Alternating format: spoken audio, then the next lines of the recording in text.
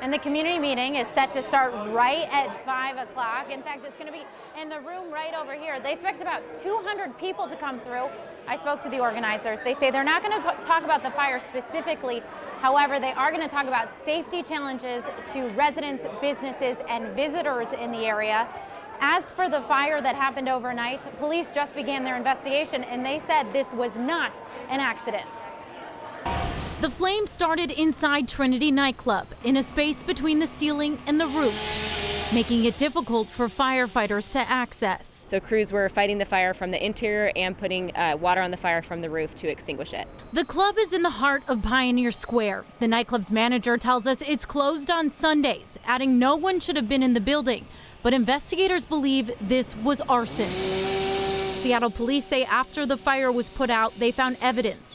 It was deliberately set by an individual.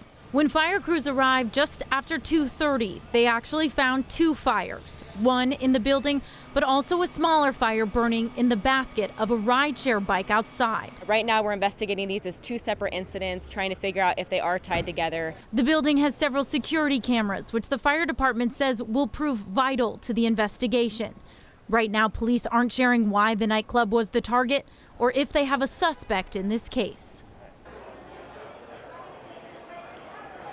And the nightclub's general manager tells me that they'll be closed for several weeks. They're hoping to open back up right around Halloween.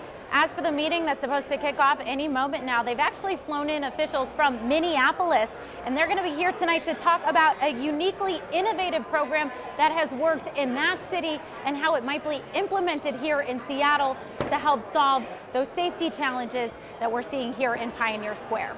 We're live in Pioneer Square tonight. Callie Greenberg, King 5 News.